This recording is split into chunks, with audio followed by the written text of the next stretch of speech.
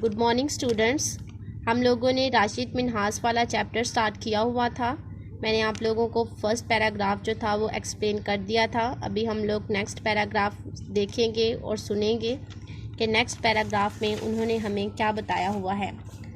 Next paragraph में राशिद मिन्हास के बारे में उन्होंने बताया हुआ है कि अगस्त 1971 के दिन जब राशिद मिन्हास अपने मामूल की तरबियती परवाज़ पर जाने के लिए तैयार थे कि एक तरबियती उस्ताद ज़बरदस्ती उनके कॉकपिट में दाखिल हो गए।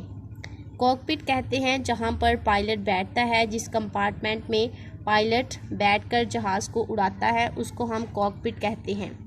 जब राशिद मिन्हास ने ये महसूस किया कि तरबियती उस्ताद जहाज़ को इंडिया की तरफ लेके जा रहा है तो उन्होंने जहाज़ का कंट्रोल दोबारा हासिल करने की कोशिश की, मगर वो ऐसा ना कर सके। ये जानते हुए कि इस तरह करने का मतलब यकीनी मौत है, इसके बावजूद उन्होंने जहाज़ का सिस्टम ख़राब कर दिया और जहाज़ को ज़बरदस्ती तबाह कर दिया।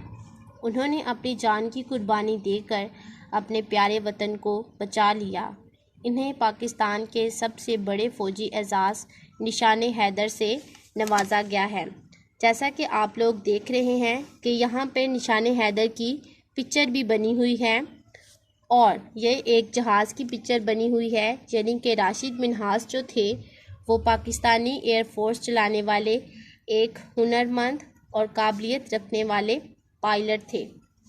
अभी मैं आप लोगों को जो डिफ़िकल्ट वर्ड्स हैं वो प्रोनाउंस करूँगी और आप लोग उनको ध्यान से सुनेंगे।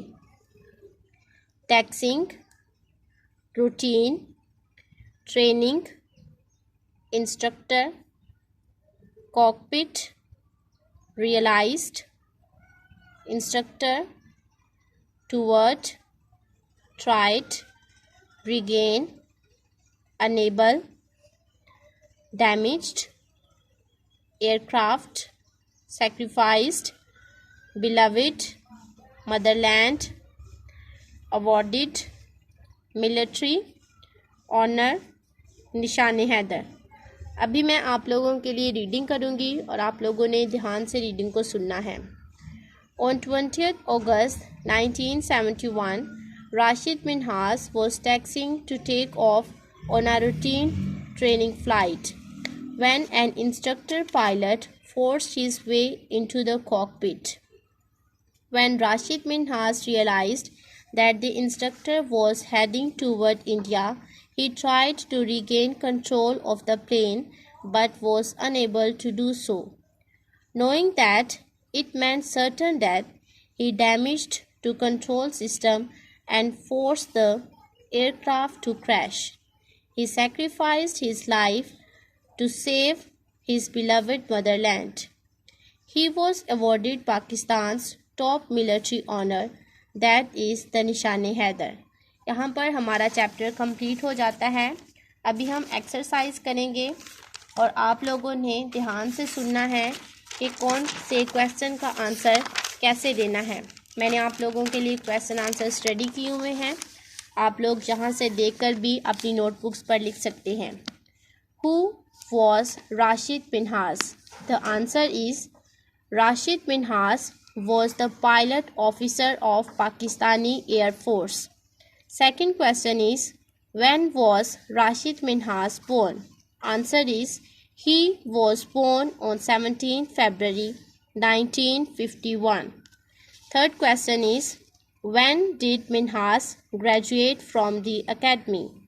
Answer is, he graduated from the PAF Academy in 1971. Fourth question is, how did Rashid Minhas sacrifice his life to save his beloved motherland? Answer is, he damaged the control system and forced the aircraft to crash. He sacrificed his life to save his beloved motherland. Fifth question is, which military award was given to Rashid Minhas? Answer is, he was awarded Pakistan's top military honor, that is निशान Haider. Next, filling the blanks हैं। Rashid Minhas spent his early childhood in Lahore. He was born on 17 February 1951. He joined PAF Academy in Risalpur. He realized that the instructor was heading toward India. Rashid Minhas is the youngest officer to receive Nishan-e-Haider. Write true and false in front of each statement. Rashid Minhas was born on 17 February 1961. False.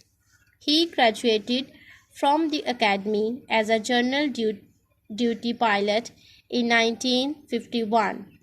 False. He sacrificed his life to save his beloved motherland. True.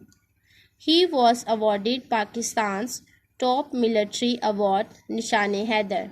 True. Make sentences using the giving words. यहाँ पर आप लोग अपने पास से भी sentences बना सकते हैं, जैसे कि मैं आप लोगों को फर्स्ट एग्जांपल दे रही हूँ, सैक्रिफाइस। इसका आप ये भी सेंटेंस बना सकते हैं, Rashid Minhas sacrificed for his homeland. इसी तरह से आप लोग बाकी भी खुद से बनाएंगे।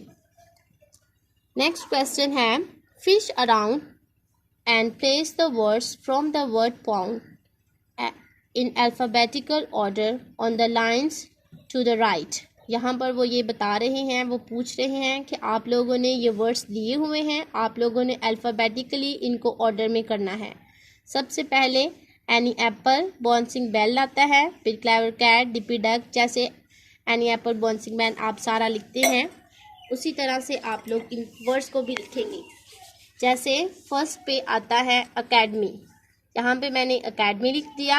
नेक्स्ट बी आता है, बाउंसिंग बैन आता है, तो आप लोग सर्च करेंगे, यहाँ पे लिखा हुआ है बॉन्ड, फिर certain, early, life, officer, spent and top. Next grammar concepts में है types of noun. Countable nouns, countable nouns जो चीज़ें आप लोग गिन सकते हो उनको हम काउंटेबल नाउन्स कहते हैं। यहाँ पर उन्होंने डेफिनेशन लिखी हुई है, countable nouns are individual people, animals, places, things और ideas which can be counted.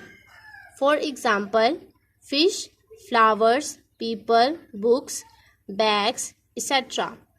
अगर आप लोग फ़िश की बात करते हैं तो वो भी आप लोग गिन सकते हैं, बुक्स भी गिन सकते हैं, लोग भी गिन सकते हैं, फ्लावर्स को भी आप लोग गिन सकते हैं और बैग्स को भी आप लोग गिन सकते हैं। यानी ऐसी तमाम चीज़ें जो कि आप लोग काउंट कर सकते हो, गिन सकते हो, उनको हम काउंटेबल नाउन्स कहते हैं। और दूसरी टाइप है अनकाउंटेबल नाउन्स, यानी ऐसे नाउन्स जिनको हम लोग गिन नहीं सकते हैं। यहाँ पे डेफिनेशन है, uncountable nouns are not individual objects, so they cannot be counted. For example, milk, tea, flour, rice, etc.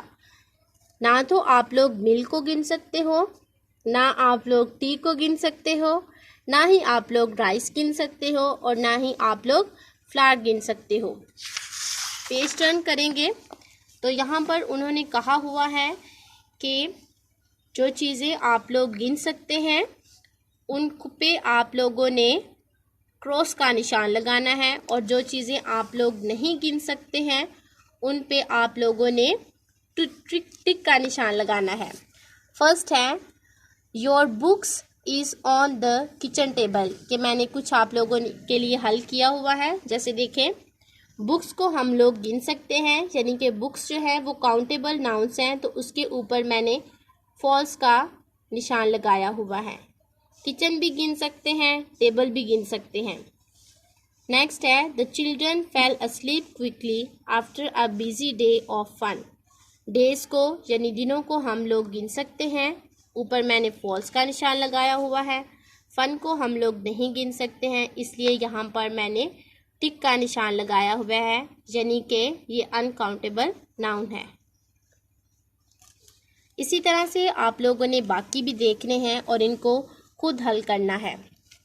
Next यहाँ पर उन्होंने कन्वर्सेशनल स्किल्स दी हुई हैं, जो गुड मैनर्स हैं वो देखने हैं, इनको आप लोगों ने खुद रीड आउट करना है। Look at the picture and tick the good manners. ये गुड मैनर्स पे आप लोगों ने टिक्स लगानी है और इनको अच्छे तरीके से पढ़ना है।